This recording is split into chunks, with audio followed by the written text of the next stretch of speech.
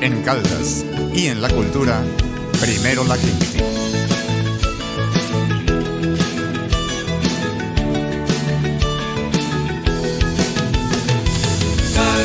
Primero la gente, primero cultura. Caldas, primero la gente.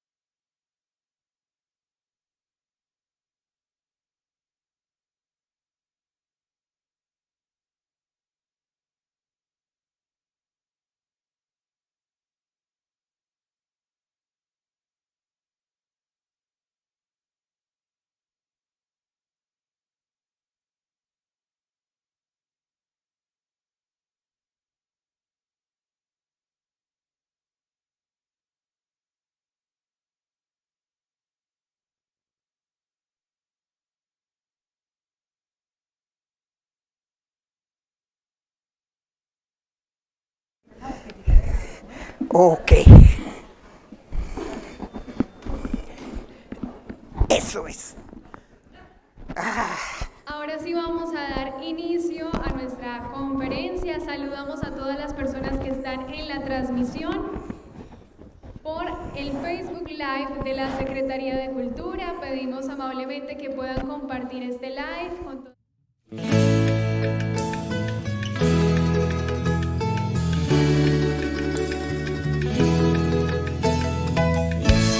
Primero la gente, primero cultura. En Caldas y en la cultura, primero la gente.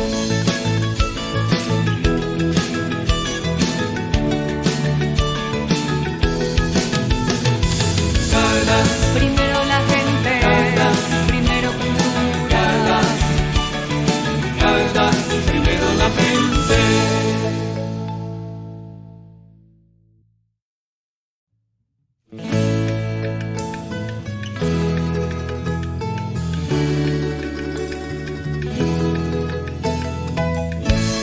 Primero la gente, primero cultura. En Caldas y en la cultura, primero la gente.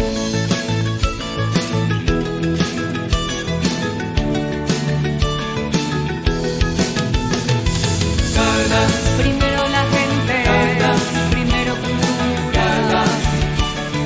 Caldas, primero la gente.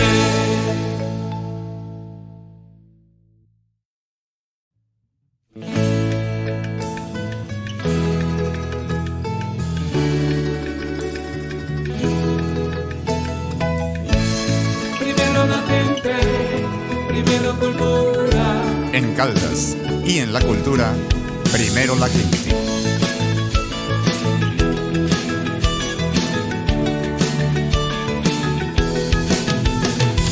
Caldas, Primero la gente, primero cultura. Caldas, primero la gente.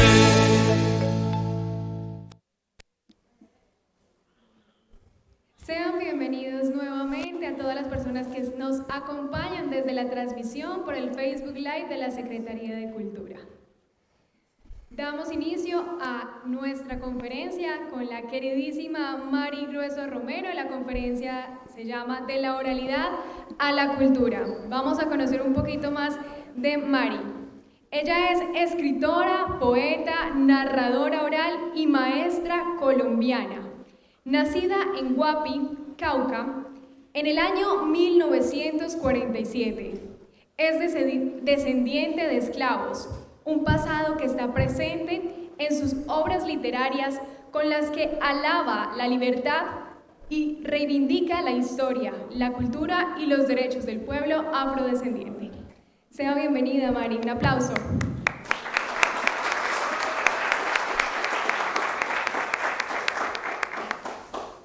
Muy buenos días.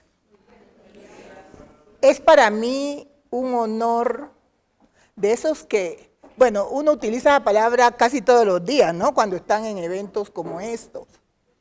Pero realmente para mí es un honor poder estar aquí con ustedes.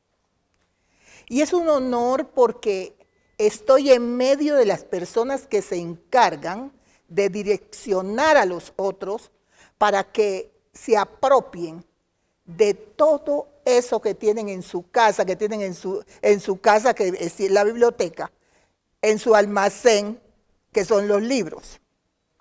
Nosotros los escritores necesitamos de ustedes.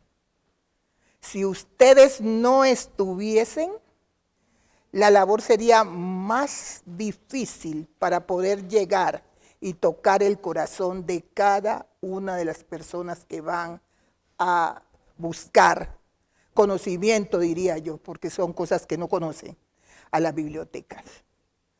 El trabajo de ustedes es muy digno de felicitar, porque ustedes son los que nos dan el paso, ustedes recomiendan, ustedes ayudan, ustedes instruyen y nos refieren para que los estudiantes nos puedan leer o las personas mayores. Entonces, los escritores sin los bibliotecarios estaríamos un poco, lo que dicen en mi tierra, chuecos, como que nos faltara algo. Así que muchas gracias por ese trabajo, esa labor que ustedes hacen, que a lo mejor mucha gente no sabe todo el valor que tiene. Les agradezco desde el alma. Estamos aquí entonces hablando de la oralidad a la escritura. Y vamos a hablar de la oralidad a la escritura porque es allí donde empieza todo. La palabra hablada. En las comunidades negras, nosotros, la palabra ha sido la columna vertebral donde nos hemos movido para cualquier estadio de nuestras vidas. Para aprender, para los valores, para enseñar, para difundir. Todo ha sido a través de la palabra hablada, la oralidad. Pero la oralidad no es únicamente de las comunidades negras. Siempre fue un medio de comunicación, un medio para interactuar con los otros, para conocernos. El medio de comunicación más eficaz ha sido la palabra hablada. No sabíamos leer ni escribir, éramos ágrafos. Y no solamente en las comunidades negras, aún hay personas en estas comunidades acá, en estos pueblos, en estas ciudades, que no saben leer ni escribir. Aún hay personas mayores que no alcanzaron ese privilegio. Pero para nosotros ha sido y es fundamental la oralidad, partiendo de la palabra, porque es que la palabra es el fundamento. La palabra tiene un don, tiene un poder que se llama nomo, y es la fuerza vital que hace que el otro escuche y obedezca. Si yo estoy aquí sentada y le digo a la señorita, levántese, le imprimo esa fuerza vital y ella me mirará y se levantará. O sencillamente se levanta de una cuando yo le digo que se levante. Y es una palabra. Levántese. Ahí va la fuerza vital que hace que las cosas se den. Yo estoy dando una orden para que me escuchen. Y esa orden es para que me obedezcan. Y eso es la palabra. No he dicho sino una palabra. La palabra tiene poder. Ahora, la serie de palabras que es la que nos da la oración, pues claro, va a tener más poder. Pero la palabra como tal no necesita de más de otras palabras, en algunos casos, para mostrar su poder. El poder de ordenar, el poder de que al pronunciarla, el otro inmediatamente responda al querer de lo que significa esa palabra. Levántate, acuéstate, salta. No me mires, no me hables, no me hables. Ahí hay 3 palabras con poder. Y eso es una orden. ¿Y por qué yo voy a obedecer eso? Sin más ni más, obedezco porque el poder de la palabra me está ordenando que lo haga. En mi comunidad, y esto es importante, el hecho de yo estar aquí, porque estamos hablando de interculturalidad, estamos hablando de democracia, estamos hablando de inclusión. Por eso estoy yo aquí.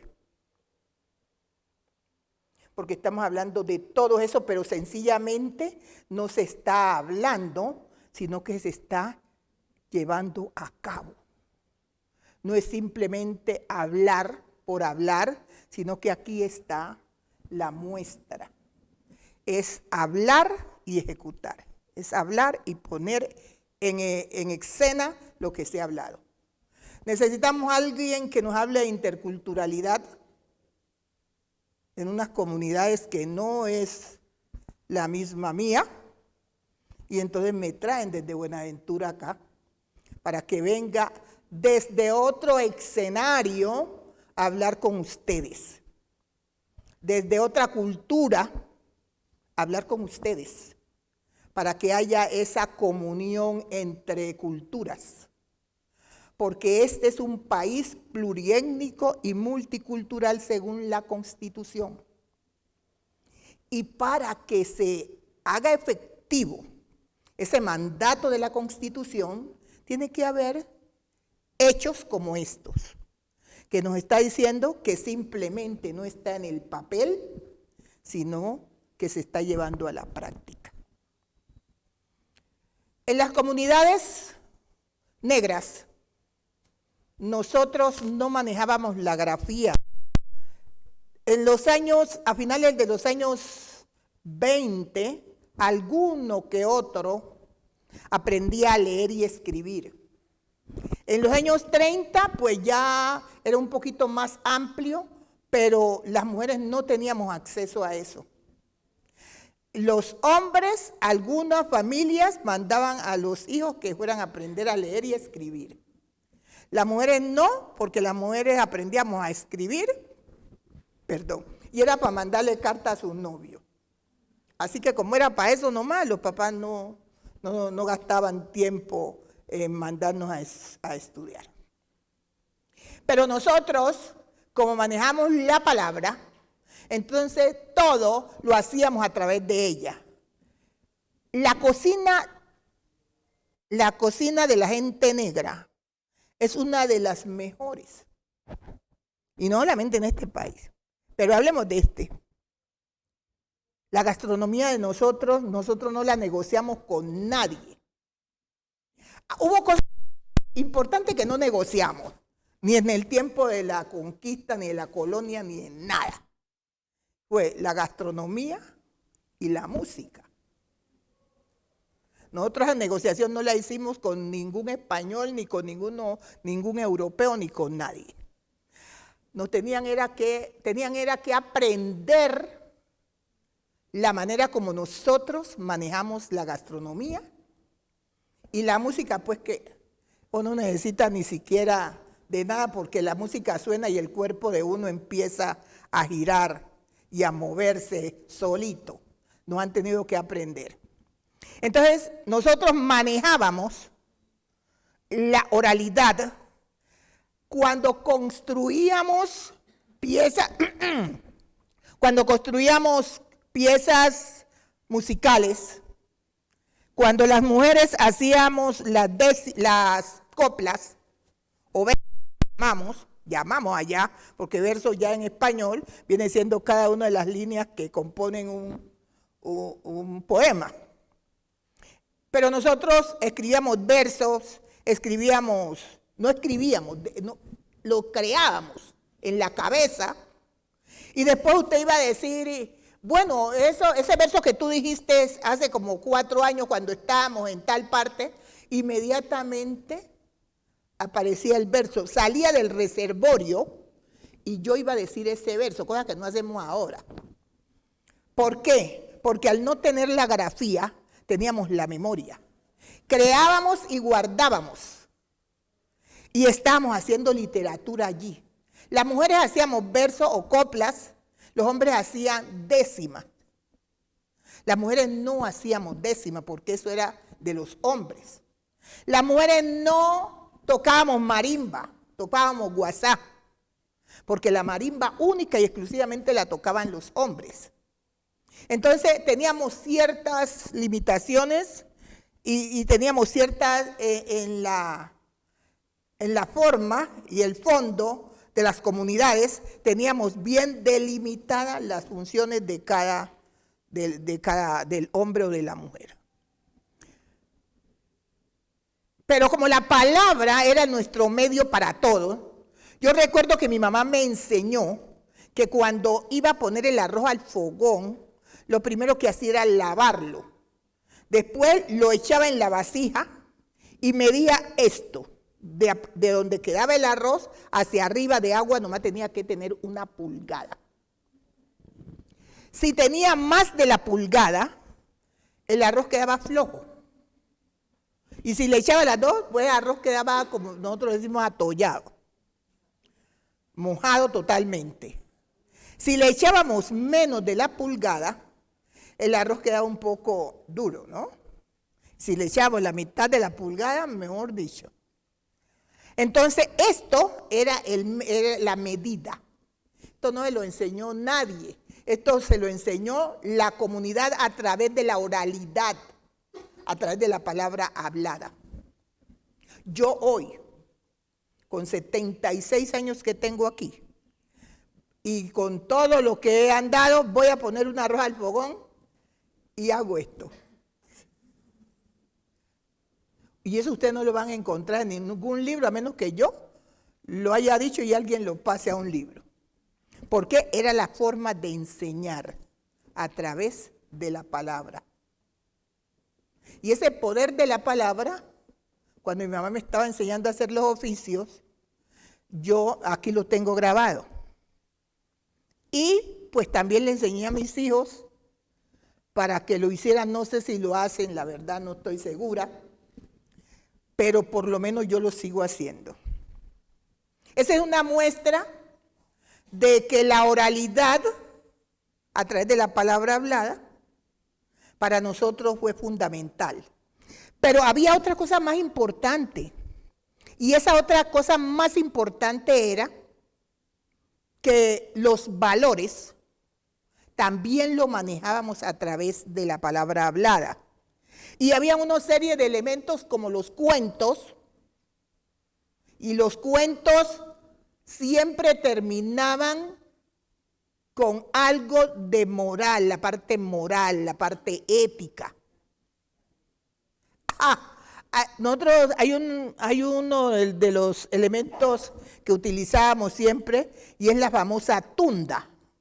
La tunda acá no es una de las visiones muy conocidas, pero para nosotros allá la tunda era algo fundamental. Muchacho grosero, a vos seguí con la grosería y te va a llevar la tunda. Y la tunda sí existía, pero yo no sé la tunda ahora qué se hizo. La tunda se perdió, nadie la encuentra. Pero en ese momento, en esa época sí la tunda existía. La tunda salió volando porque estos muchachos ahora con el internet y todo ese poco de cosas, la embolatan a ella mismo. La tunda se llevaba a los niños maleducados, a los groseros, a los hombres borrachines, hombres que se iban de la casa a beber y cuando ella los veía bien borrachos los embolataba y se los llevaba al monte. Se llevaba a esos hombres bien parados porque les gustaban los hombres bonitos. Y se los llevaba, pero tenía la particularidad de que esos la miraban a ella y no miraban ninguna tunda, sino que miraban a alguien conocido, como que la mamá, como que la tía, como que alguien que ellos conocían. Entonces la gente creía que era la mamá, que era la tía, que era la abuela, y ella se lo llevaba, y después cuando ella había caminado harto, ahí era que iba mirando que se disfrazaba, tenía la particularidad de tener un pie que terminaba en un puño, en vez de tener dedos. Entonces, todo esto era a partir de la oralidad, de la palabra hablada, y convencíamos a los muchachos que tenían que portarse bien. Si no se portaban bien, la tunda se lo llevaba.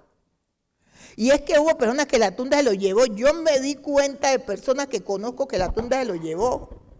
Y los enredaba en el monte y no había forma de encontrarlo. Si no iban los padrinos. Si no llevaban un bombo, una piedra grande que utilizaban para moler, porque a la tunda no le gustaba moler, y decirle palabras porque no le gustaba que le dijeran palabras.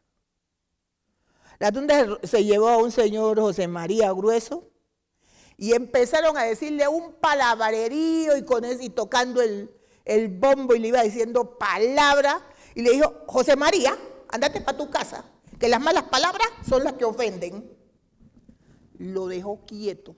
Las malas palabras son las que ofenden. No estaba para que le dijeran palabras. Pero resulta que la tunda ha tenido tanto poder que había oraciones de la tunda. Si usted se sabe una oración de la tunda, de las buenas, porque todas no son las buenas, usted tiene el poder de desaparecer en medio de los que estamos aquí. Usted la invoca y con la fuerza de la palabra y la fe que usted le pone, la invoca y usted nos está viendo a todos, pero a usted no lo ve nadie.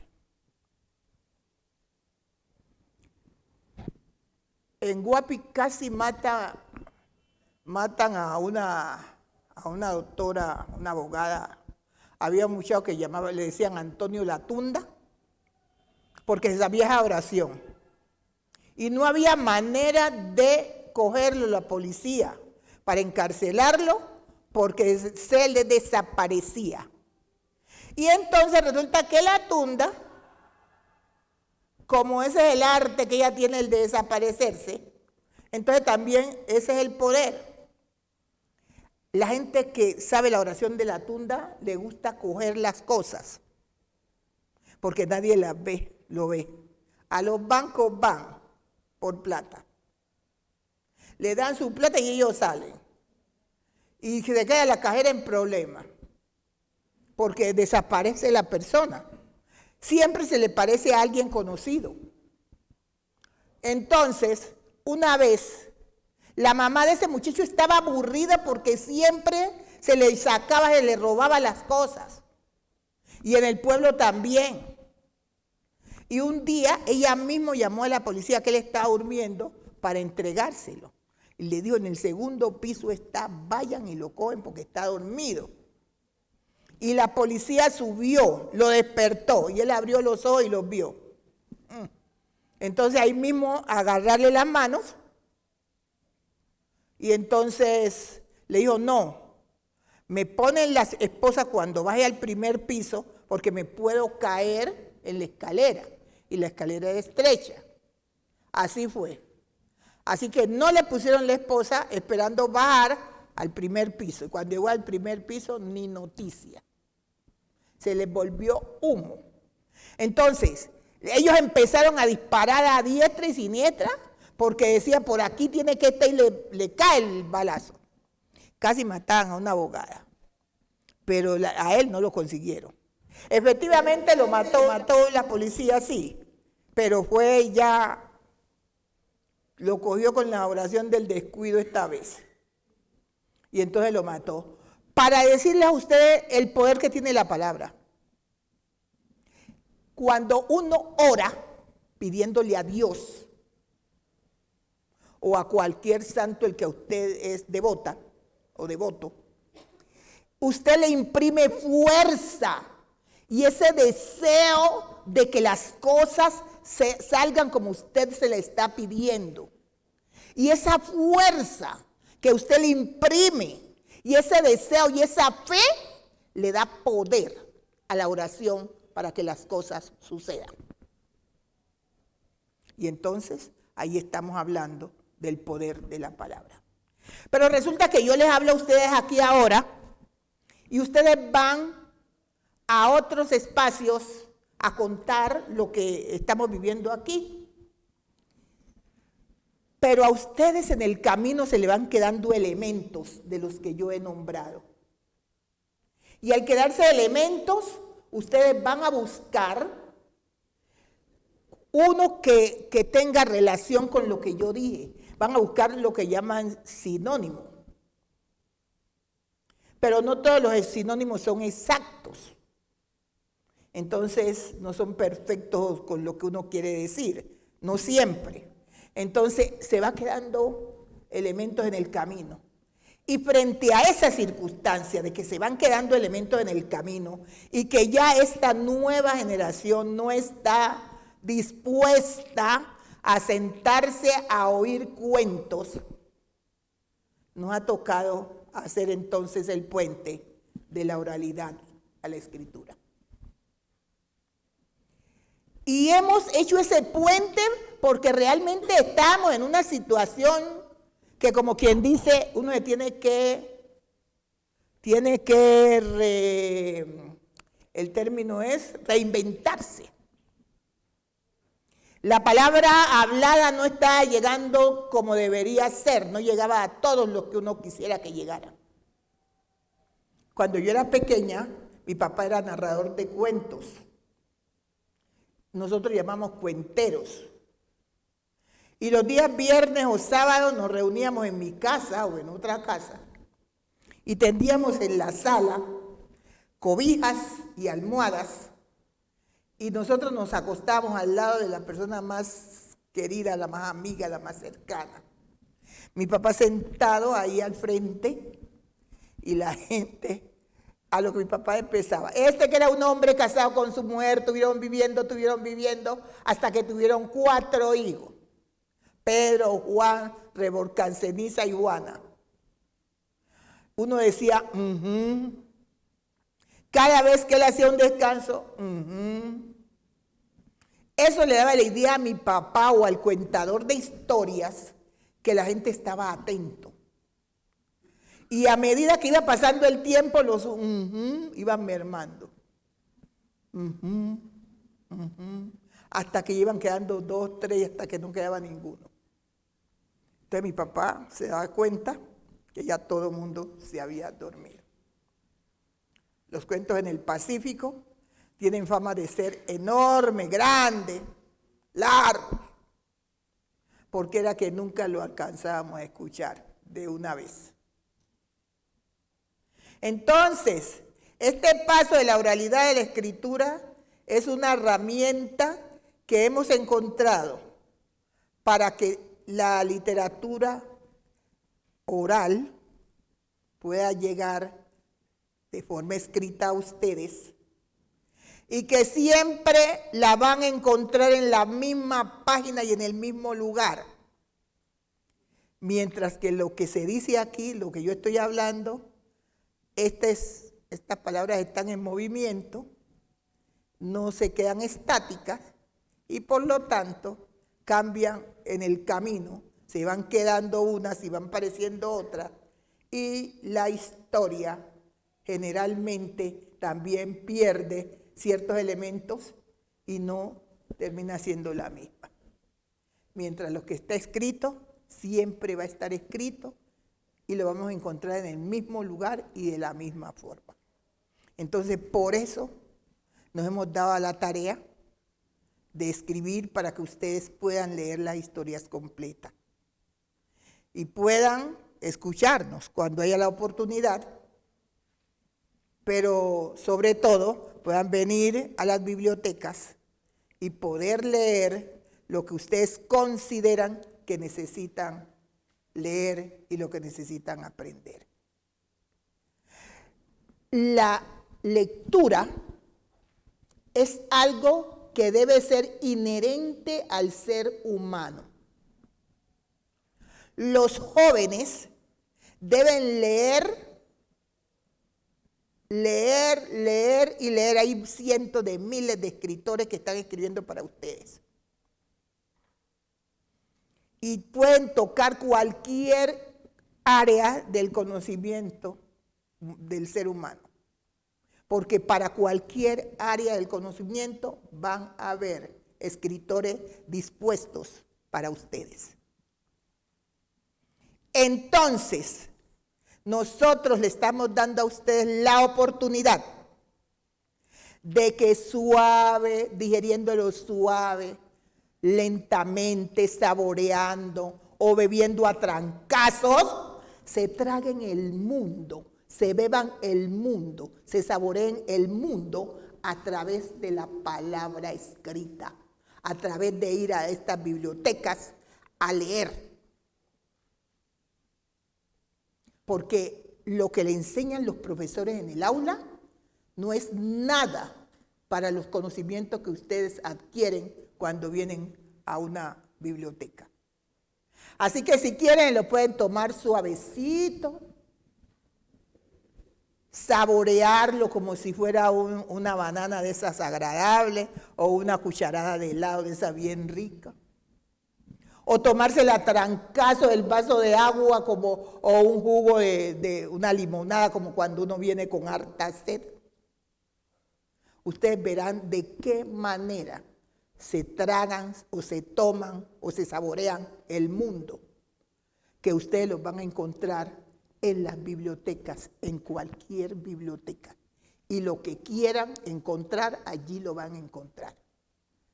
Porque el colegio, la universidad, es una parte que tiene que ser complementada con la lectura en las bibliotecas. Y no de cortar y pegar, ¿eh? Corta, pegue y entregue. Aquí está el trabajo. Oiga, generalmente hacen eso.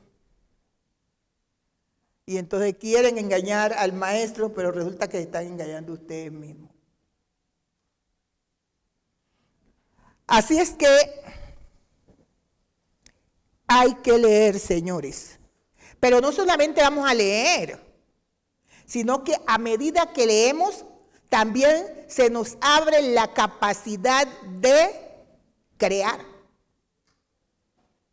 Uno muchas veces está leyendo y dice, este libro yo le daría un giro diferente a esto. Esta manera como está aquí, pues está bien, pero no. A mí no me gusta. Yo tengo una idea diferente. ¿Por qué? Porque eso le da la oportunidad a usted de cuestionar al autor. De cuestionarse usted mismo en lo que ha leído. Y entonces empezar a producir. Necesitamos que ustedes produzcan a partir de lo leído, pero también que a partir de lo leído le vengan esas ideas nuevas creativas y ustedes empiecen a plasmar. Ahora ya no es en hoja de papel, ¿no? Ahora van directamente al computador, lo que ustedes sienten, las ideas que se le vienen y la forma creativa como ustedes pueden hacer las cosas. No van únicamente a tragarse el mundo, ¿eh? Ustedes tragan el mundo, pero también tienen que aportar a este mundo que ustedes han tragado. Y porque ese es el chiste. Ustedes lo tragan, ustedes lo saborean, pero mientras saborean también vienen las ideas. Y yo voy a escribir, y yo voy a pensar, y yo voy a crear. Necesitamos hombres y mujeres creativos. Eso sería y es maravilloso. No podemos simplemente que nos den y nosotros no dar. Ustedes tienen miles de oportunidades para ser brillantes. ¡Ja! Nosotros lo que nos tocó para poder estar aquí no fue fácil. Hasta 1957, las mujeres todas, independiente del color, de color, etnia y posición social. Las mujeres no teníamos posibilidades de nada, porque teníamos la estatura de un niño, no teníamos cédulas, no podíamos contratar, no podíamos hacer nada. Hoy, ustedes tienen todas las de ganar, todas. Hoy levantan la voz desde cualquier ángulo y a ustedes se les escucha. Y se les escucha, ¿por qué? Porque ya tienen el poder de la palabra y el poder que les ha dado la Constitución. Y ese poder hay que hacerlo efectivo. Hay que demostrar que somos tan capaces como los hombres. Que eso también nos ha tocado luchar para demostrarlo, no ha sido tan fácil. Porque decían que nosotros no éramos inteligentes. Nos las pasábamos bordando, tejiendo, aprendiendo a hacer los oficios de la casa y le enseñaban a uno cómo ser una buena mujer, cómo ser una buena esposa. Esas eran las cosas que nosotros aprendíamos. Así que teníamos que saber cocinar muy bien, teníamos que saber atender al marido. En mi comunidad uno estaba feliz de la vida hasta que no le había venido el periodo. Cuando le venía el periodo, eso era para esconder ese proceso. Que la mamá no se fuera a dar cuenta. Porque cuando le venía el periodo, decían que ya era señorita.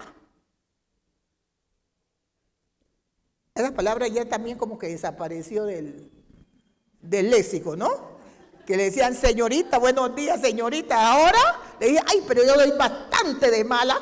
Dije que señorita todavía no. Yo soy la más de mala pues que no encontré a nadie pues.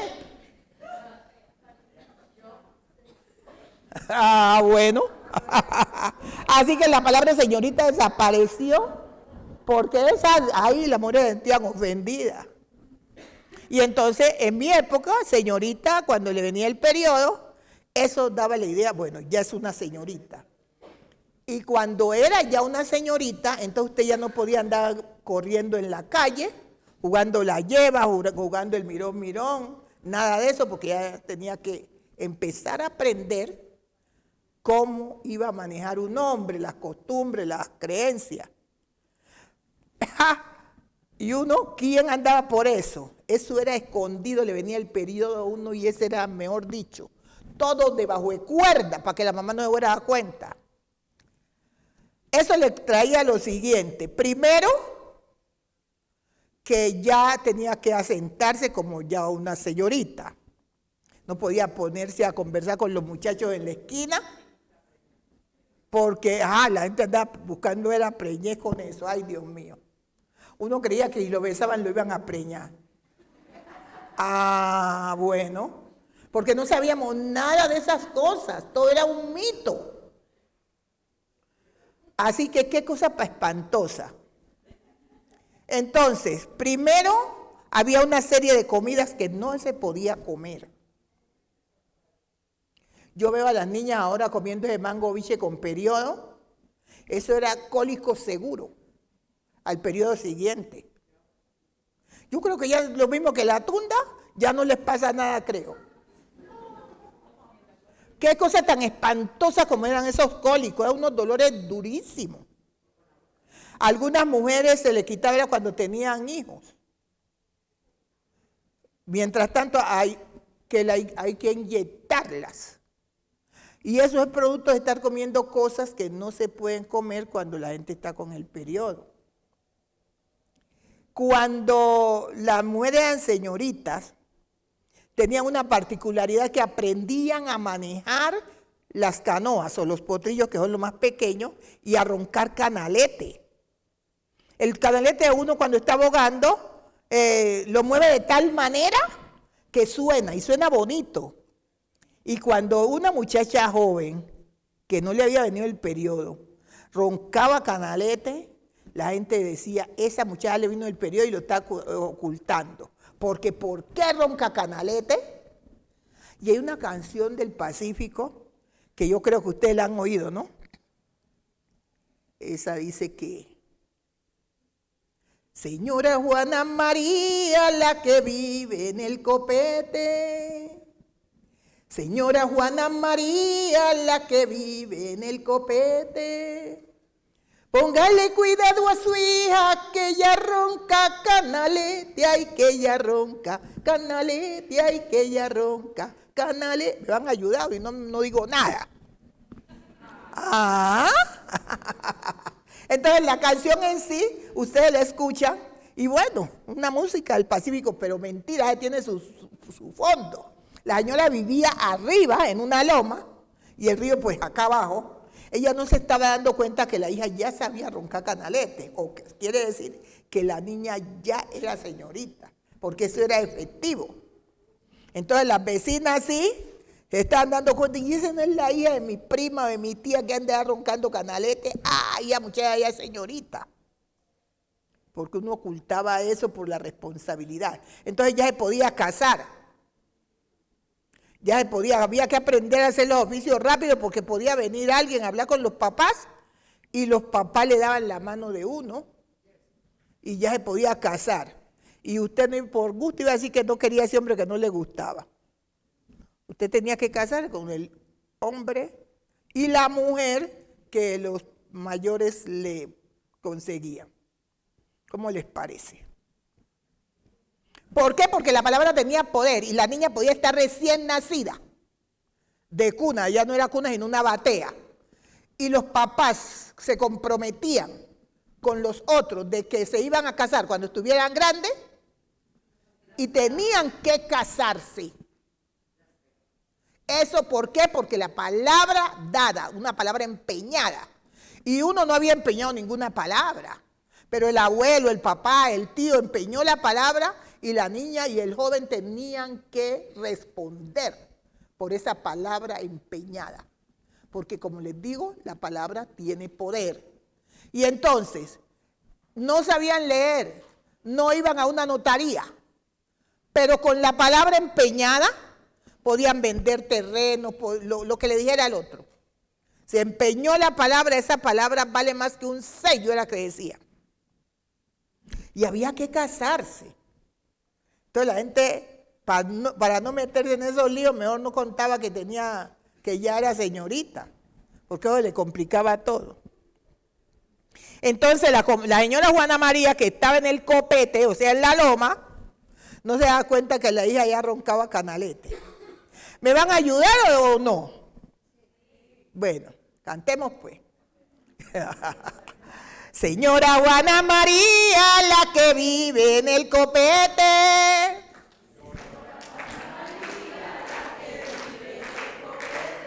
Póngale cuidado a su hija que ella ronca canalete.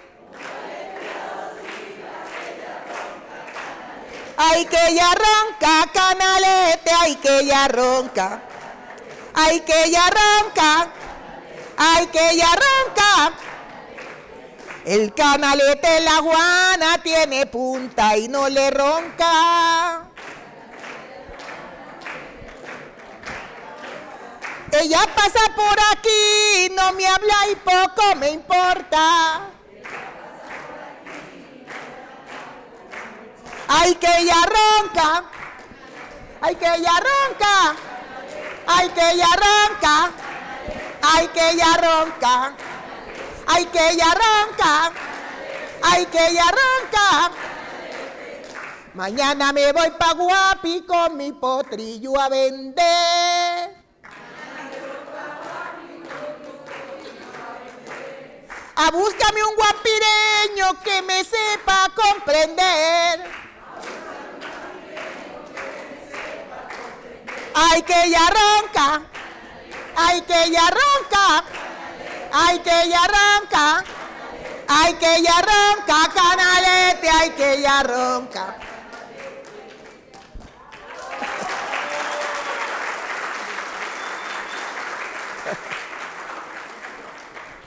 Todo eso pertenece a la tradición oral. Esto no tiene dueño, sino es que son productos colectivos, ¿no? de la comunidad, que no que escribe, sino que inventaba, lo cantábamos y bueno, ya forma parte de la comunidad. ¿Por qué? Porque al no tener la grafía, teníamos la memoria. Yo hasta hoy estoy peleando con ese asunto de la memoria, que no llevo agenda. Y me veo en unos enredos a veces, pero tremendos. ¿Por qué? Tratando de ejercitar mi memoria. Y todos los años digo, no, este año sí voy a llevar mi agenda porque esos embolates son muy grandes. Ay, no. Y este es el momento que no tengo nada. Confiando en esa memoria ancestral que nosotros hemos tenido siempre. Pero ahora sí, yo creo que el próximo año sí voy a... Ay, no, Dios mío, el próximo año sí seguro que voy a tener mi agenda para ir colocando las actividades y dónde voy a estar en determinado tiempo. Son unos enredos, pero grandísimos. No. Así es que esto es de la oralidad a la escritura, porque lo oral tiende a perderse en el camino, tiende a dejar una serie de elementos que le merman el peso a la lectura, al cuento, a lo dicho. Y lo que se escribe siempre va a ser lo mismo y lo van a encontrar en el mismo lugar. ¿En qué página fue eso? No, que en la página 16, al final, allí está. Siempre lo va a encontrar allí en el mismo lugar. No sé si tienen algo para preguntar, no quiero pasarme, o si no yo sigo.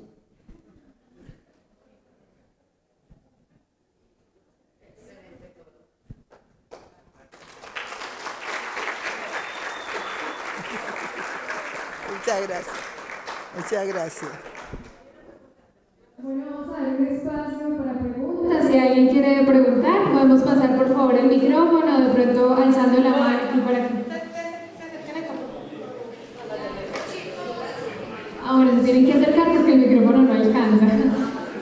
Buenas para todos. Buenas. Para Mario, un abrazo. Gracias. Mario, hablas de tradición oral, hablas que esto es del pueblo. Así que podrías comentarnos cuál es la oración de la Biblia. No, señor. Yo no sé la oración de la tunda. De hecho, yo soy profesora en la Universidad del Cabo.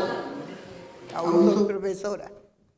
Y cuando he hablado a mis alumnos de oralidad, pues me tocó ir a Guapi a dictar unas clases allá en educación.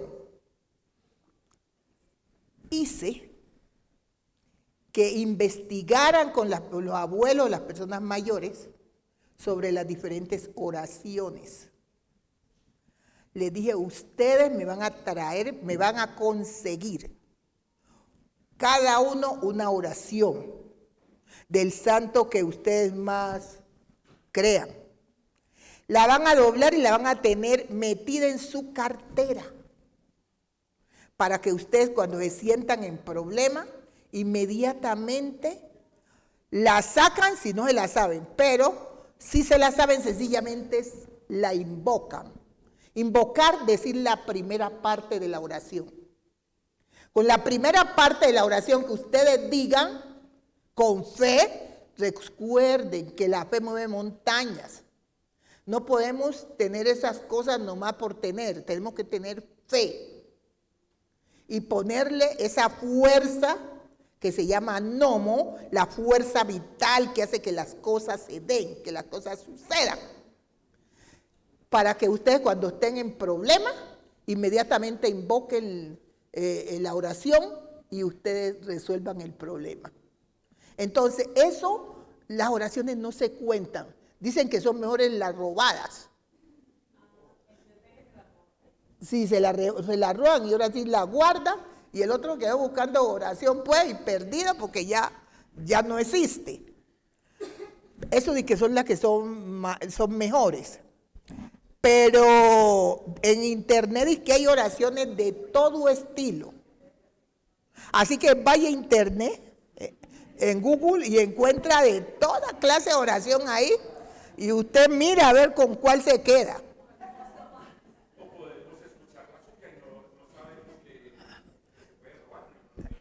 ¿Yo por qué voy a decir lo mío? No, yo una oración no la digo a usted. Yo lo único que le puedo decir aquí, por ejemplo, antes, las personas no saludaban a los mayores con buenos días, buenas noches, sino que había una oración que se les decía, en algunos casos la gente se arrodillaba, decía a los padrinos, decía, bendito, alabado sea el Señor Santísimo, sacramento del altar, y María concebida sin pecado original, por siempre amar, amén Jesús. Buenos días, mi Señor Padre, mi Señor Padrino, mi Señora Madrina y todos los mayores que estén presentes. Alabado sea el Santísimo Sacramento del altar. Esa era la manera de saludar. Entonces ahí ya los mayores le decían que se levantaran. Ahí ya le dijo una oración, pues.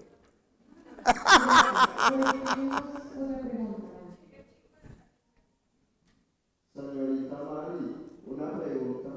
¿Le puedo decir una trova? ¿Le puedo decir una trova? Una trova. Sí, claro, dígalo.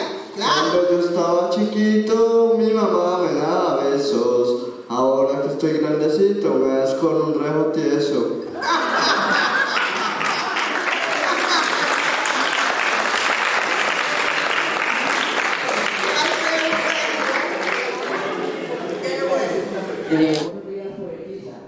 Buenos días. Mire, poetisa, el nombre mío es Hermano Antonio y estoy feliz oyéndola a ustedes. ¿Por qué? Porque yo soy una persona, pues no muy joven. Entonces lo pueden observar, tengo 69 años, soy un viejito acumulador de juventudes, pero muy andariego, aventurero, como todos los paisas, y soy víctima de la violencia aquí en Victoria Caldas, por acción de los paramilitares. Y le cuento que esa conferencia es muy pertinente para el momento que vivimos los estudiantes y en especial esta biblioteca. Y les digo una cosa, empiezo con dos frases, que creo que no me demoro muchísimo, pero para decir unas cosas. Jóvenes, lean mucho. Hay un dicho que dice, lo que nos salva es leer y amar, leer y amar. Y hay un dicho de Germán Espinosa, que es un poetisa, dice, hay que leer para no pensar estupideces. Oído con eso. No lean basura en las redes, compañeros jóvenes. Lean cuentos, lean poesía, lean la producción de todos los literatos. Les cuento que, mire, la sociedad colombiana nos ha reconocido a nosotros las víctimas de todo el país, hombres y mujeres, tres bellísimas cualidades. Primero, la dignidad. Hemos perdido todo menos la dignidad. Segundo, el coraje para subsistir económicamente y no morirnos de hambre en estos ambientes tan hostiles. Y tercero, la creatividad. Las víctimas en toda parte estamos creando murales, haciendo pinturas, creando museos. En lo particular y en lo personal, tenemos un equipo de víctimas poetisa para que usted nos ayude a escribir un periódico que vamos a sacar el mes entrante. Se va a llamar Verdad y Justicia. ¿Sabe cuál es el eslogan? Democratizar la palabra y el conocimiento es democratizar la sociedad. Habida cuenta de todas esas mentiras y falsidades que nos dicen el Espectador y otras basuras que hay como unos periódicos súper cochinos. Entonces pensamos hacer vamos a hacer un periódico, un semanario. Va a ser para el público en general, para que ustedes lean. Vamos a hablar poesía, literatura y fuera de eso, profesora, vamos a crear una universidad de la paz. En todo el país hay 3 iniciativas de nosotros las víctimas donde estamos haciendo universidades para la paz. ¿Para qué? Para estudiar lo que hizo usted ahí, la memoria histórica del pueblo colombiano. Quien no conoce la historia está condenado a repetirla. Así las cosas, me encuentro muy satisfecho, me voy muy motivado y ojalá usted, porque mire, yo personalmente gané una parcela en Córdoba, departamento, y en esa parcela voy a montar una universidad de paz aquí en Aranzazu o en Salamina, donde el Estado y el Ministerio de Agricultura me la va a reconocer. Así las cosas para que ustedes vayan, pasen vacaciones y sobre todo lean. Le agradezco mucho y mire, tengo un libro bastante bonito de un compañero que perteneció a la guerrilla y se acogió al proceso de paz de Santos. ¿Y saben qué hicieron los paramilitares? Lo mataron. Pero dejó escrito este bellísimo libro. Hay cuento y poesía. Narra todas las experiencias de la guerra, el sufrimiento y la tortura y todo ese año. Quien quiera llevarlo, lo tengo a disposición, pero muchísimas gracias y esa es la iniciativa que les tengo a usted. Hay que leer mucho, compañeros, leer bastante y crear.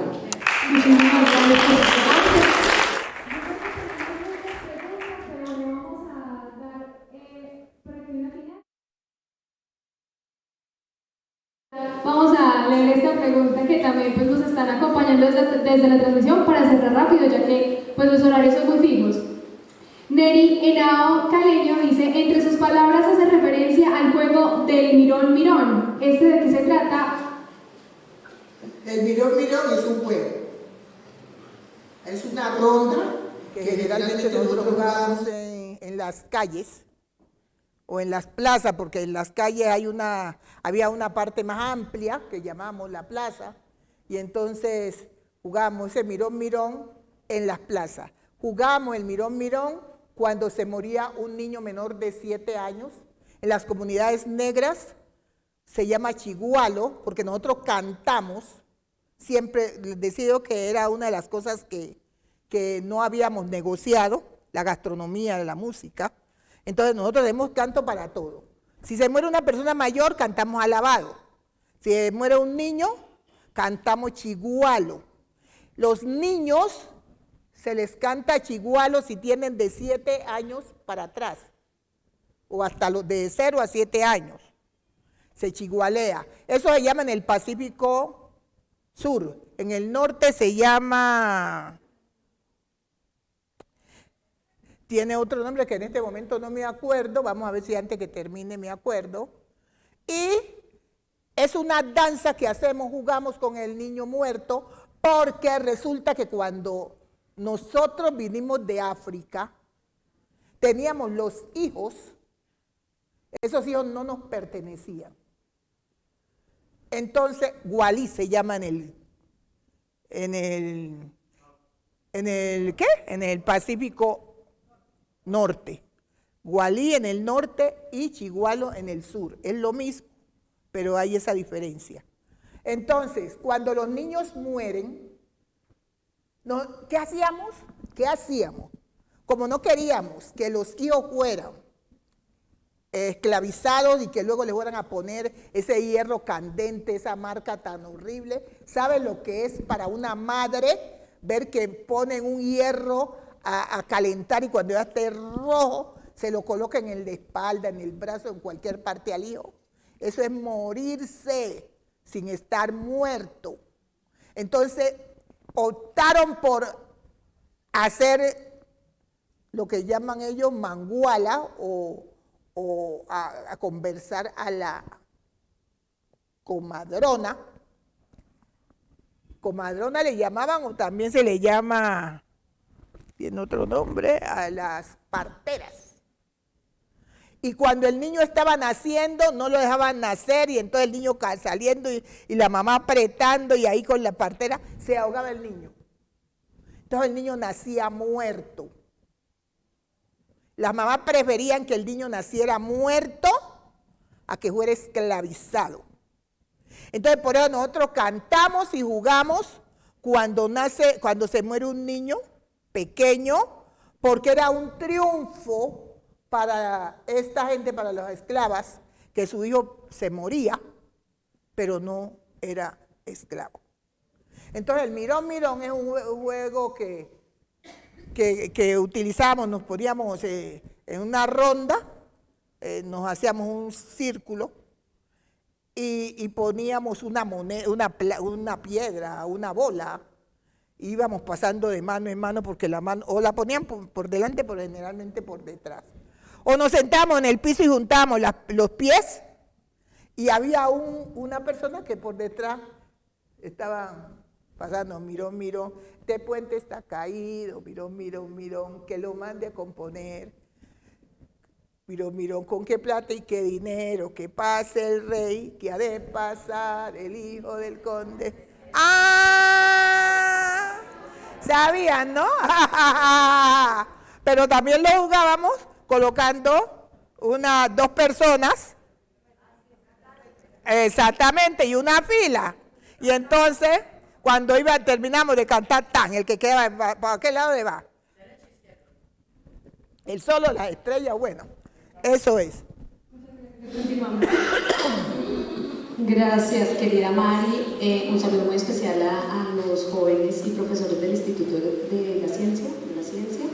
Lo que el joven hizo ahorita de cantar esa trova, creo que es la comprensión absoluta de la importancia de la oralidad en toda nuestra Colombia. Y quería hacerte una pregunta o pedirte un consejo para los que nos dedicamos al tema de los libros. A veces como que nos restringimos mucho al libro y a veces olvidamos esas otras estrategias que desde la oralidad nuestros pueblos ancestrales y también nuestras costumbres campesinas nos han dejado. ¿Qué consejo nos darías para usar las herramientas, las estrategias de la oralidad en las bibliotecas y espacios culturales de nuestra región? Bueno, allí sí, en el caso de las bibliotecas, tienen que buscar personas que les guste contar. Que vengan grupos de niños y entonces, pero que sea un contador de historia o un narrador, porque es que hay gente que tiene la chispa y uno se siente contento escuchándolo, mientras que hay otros que lo hace dormir. Entonces hay que buscar a una gente que tenga esa chispa, que venga y les cuente. Y ellos también empiecen a contar, porque ellos tienen historias. Gracias, mía. Ellos tienen historias que le han pasado a ellos, que pasan en la casa. Y entonces uno los pone a contar y resulta que vamos a encontrar grandes contadores de historia. ¿Por qué? Porque tienen la chispa, tienen eso que hace que los demás estén pendientes de lo que está diciendo. Y ellos mismos se descubren como contadores. Entonces yo creo que hay que armar un grupo para que vengan a las bibliotecas, yo no sé si será una vez al mes, para contar historias y que ellos también cuenten. Hay que darles la oportunidad. En el colegio los profesores pueden hacer eso y seleccionar a los estudiantes que tengan esa chispa para contar y traerlos acá a la biblioteca para que con otros grupos puedan participar y ver que las nuevas generaciones también lo pueden hacer. Bueno, muchísimas gracias a todos. Damos por finalizado este evento. También saludamos muy especialmente a la escritora Pilar Lozano, que acaba de llegar desde Bogotá. Le damos un saludo. Ella nos va a estar acompañando durante todo el evento. Recuerden que el evento continúa hoy en Chinchiná a las 2:30. Tenemos la ponencia Estrategia de Puertas para Adentro de Camila Castillo Camacho. A las 13:50 presentación de proyectos bandera de la BPM. A las 4:20 tenemos visita guiada por la biblioteca y a las 5:30 visita a la taza de café. Entonces, para que estén muy pendientes, también el evento sigue mañana jueves y viernes. También a todos los que están por la transmisión, recuerden seguirnos en la biblioteca pública. Bueno, muchísimas gracias, que tengan un feliz día.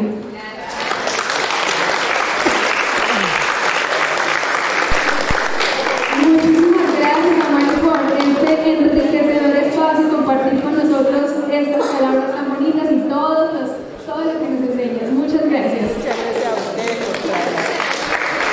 Gracias por traerme.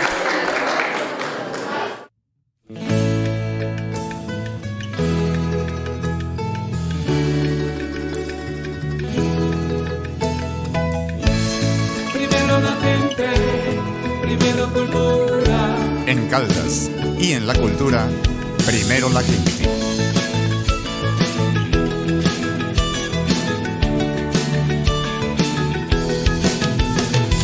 Caldas, Primero la gente, Caldas, primero cultura. Caldas, primero la gente.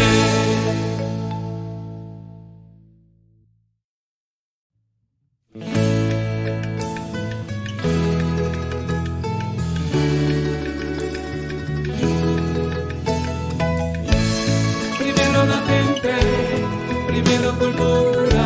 En Caldas y en la cultura,